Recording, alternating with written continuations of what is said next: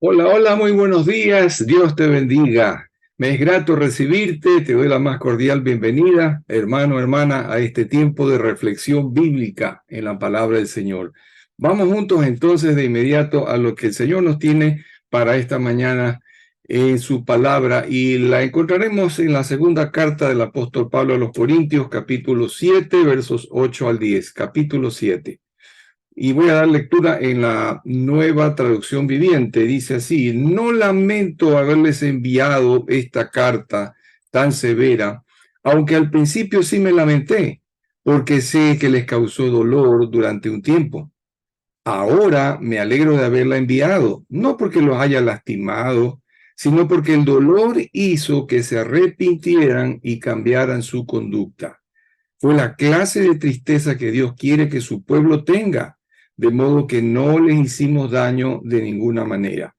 Pues la clase de tristeza que Dios desea que suframos nos aleja del pecado y trae como resultado salvación. No hay que lamentarse por esa clase de tristeza, pero la tristeza del mundo, a la cual le falta arrepentimiento, resulta en muerte espiritual.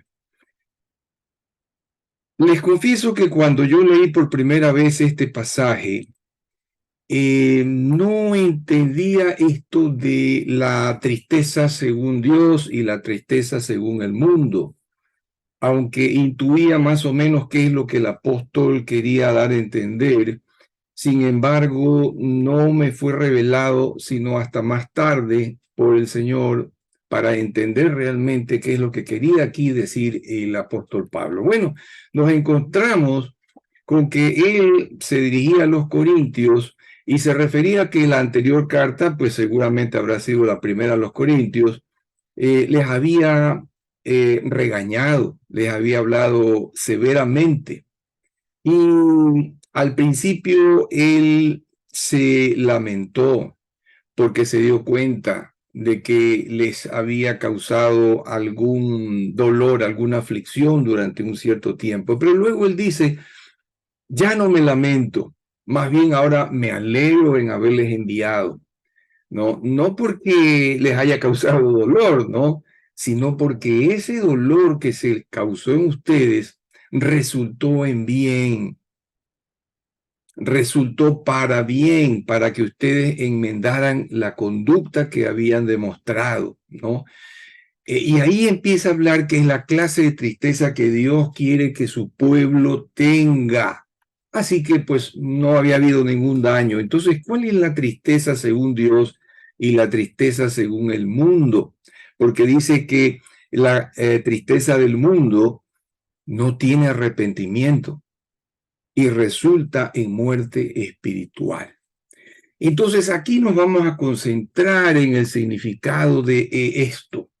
Bueno, Pablo relaciona o asocia la tristeza según Dios con un término que nosotros entendemos que es el arrepentimiento. Y luego la tristeza del mundo la asocia con lo que conocemos con el nombre de remordimiento.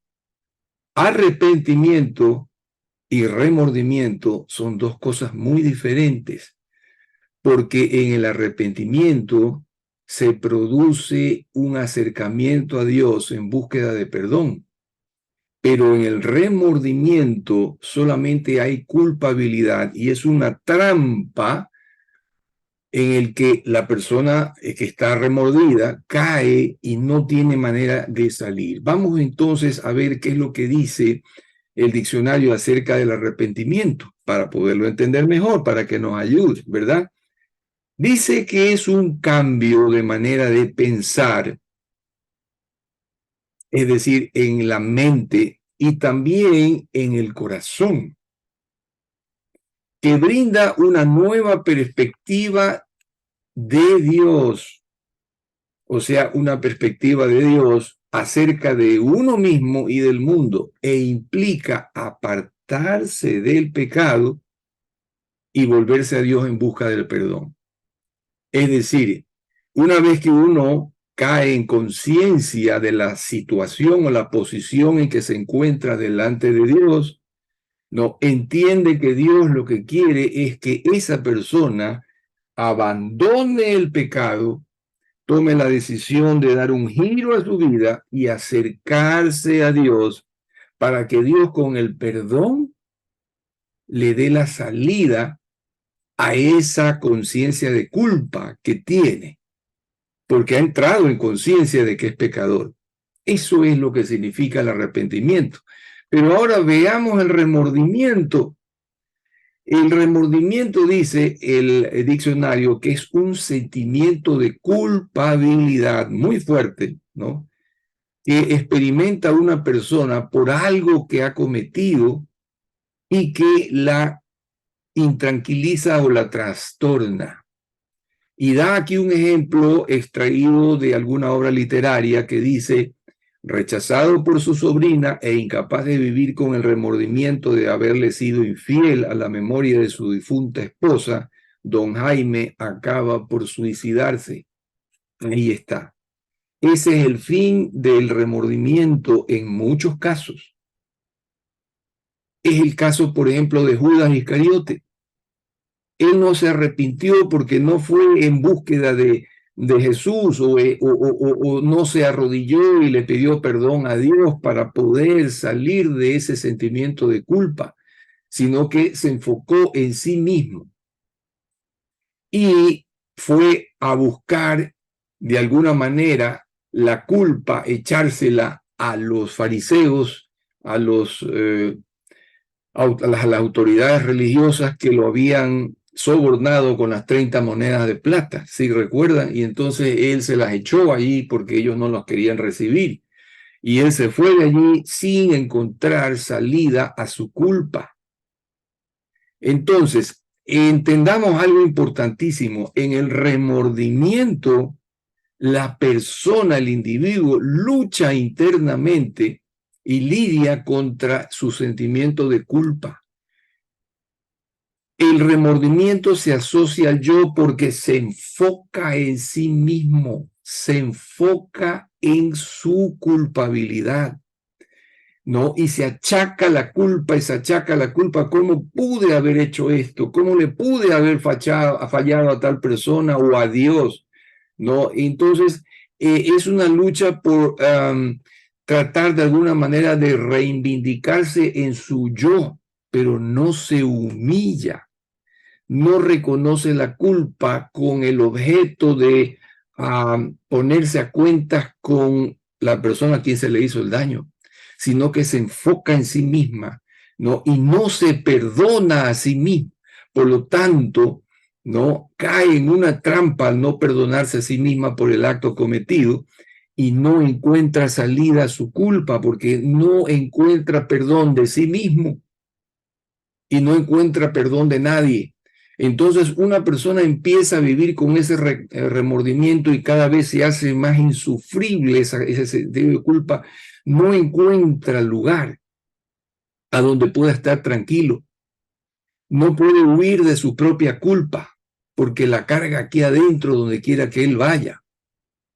Y llega a un punto en muchos casos en que la persona, buscando zafarse de esa culpa, encuentra como aparente vía de solución el suicidio.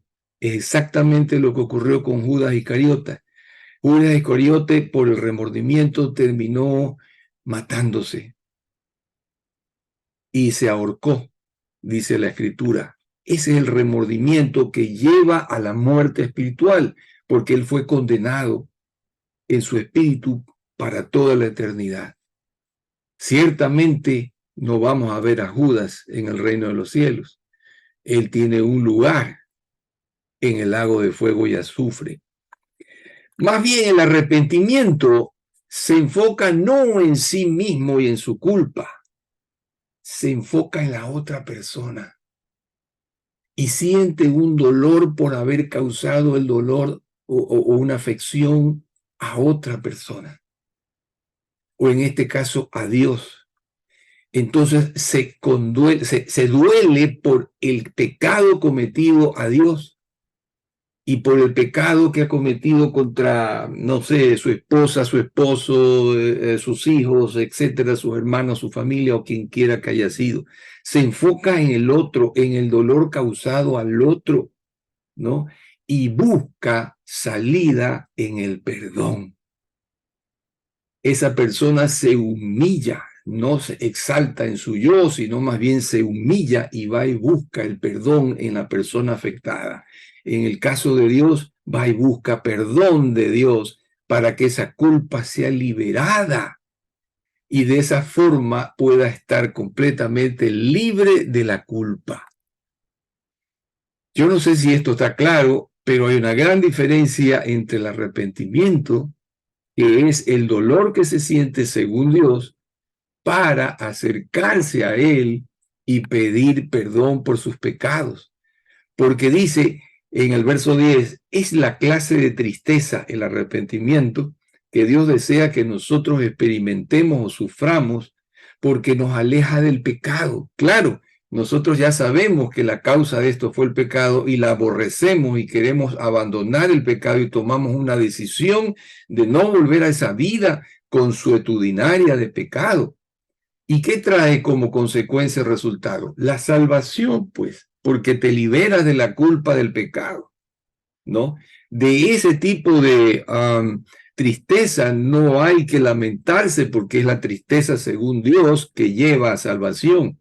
Pero dice aquí la tristeza del mundo a la cual le falta arrepentimiento, dice la NTV. Le falta arrepentimiento porque no se enfoca en el dolor ajeno, sino en el propio dolor de haber fallado, en un ego herido, en un ego lastimado, es decir, en sí mismo. La persona reconoce que se ha afectado a sí mismo porque se ha derribado ese ego que tenía, que lo hacía sentir superior, al darse cuenta que falló. Y entonces su ego es el que está herido. No se enfoca en el ego de la otra persona o no se enfoca en el dolor causado al prójimo o a Dios. Entonces no hay arrepentimiento y dice, resulta en muerte espiritual. Es decir, no hay salvación. Esa persona queda condenada en el caso de que, por ejemplo, atente contra su vida y se la quite, ¿verdad? Entonces, el apóstol Pablo se alegraba porque vio el fruto de esa carta en términos de arrepentimiento. Los corintios se arrepintieron, buscaron el perdón de Dios por su conducta y cambiaron su conducta. Esa es la clase de tristeza, dice aquí el verso 9, que Dios quiere que su pueblo tenga, de modo entonces que Pablo no sentía haber hecho daño a los corintios por haberles escrito de esa forma, buscando el arrepentimiento, mas no el remordimiento. Qué interesante esta diferencia y qué bonito es entender que ya está aclarado lo que quiso decir Pablo en este pasaje de segunda a los Corintios. Ahora, la pregunta es, ¿qué sentimos nosotros cuando nos damos cuenta que hemos fallado con un hermano o un prójimo o con nuestros seres queridos alrededor? ¿Qué sentimos? ¿Remordimiento? ¿Sentido de culpa? ¿O nos arrepentimos, enfocados en el ser amado y en el daño que que le hemos ocasionado? ¿Vamos a buscar perdón en esa otra persona o en Dios para ser restaurados, liberados de culpa y alcanzar la liberación o salvación? ¿Qué es lo que nosotros hacemos? Esta reflexión te la dejo, hermano o hermana, esperando que tu corazón y el corazón de Dios estén en consonancia. Padre, te damos gracias en esta hora por lo que tu Santo Espíritu nos ha mostrado. Gracias por la claridad que la palabra de Dios como luz y lumbrera a nuestro camino nos aporta. Y en este caso, gracias por haber dejado absoluta y diáfanamente claro la diferencia que hay entre arrepentimiento y remordimiento. Señor, te pedimos que siempre tu Santo Espíritu nos guíe a arrepentimiento para alcanzar el perdón de parte tuya y que nuestro pecado pueda ser perdonado y limpiado y lavado por la sangre de Cristo y por el ejercicio permanente de su sacerdocio eterno, el de Jesucristo. Gracias, Señor Jesús, por ser nuestro sumo sacerdote e intermediar ante el Padre por nuestros pecados. Bendito seas por siempre. Señor amado, ahora solamente te pedimos que nuestro caminar del día de hoy tú lo tomes en tus manos, que siempre podamos consultarte a cada paso que demos. Señor, protégenos, protege y guarda nuestras familias, que no nos falte el sustento de cada día, que podamos ganárnoslo dignamente para llevarlo a nuestra mesa agradecidos, sabiendo que tú eres nuestro proveedor. Y también, Padre eterno, te pedimos que nos ayudes a crecer fortaleciendo nuestro espíritu y nuestra fe en ti, y que en todo lugar podamos llevar y alumbrar con la luz de Cristo en la oscuridad que nos rodea, que podamos ser gente de impacto, de influencia y gente de inspiración para otros que no te conocen, para llevarlos a los pies de Cristo.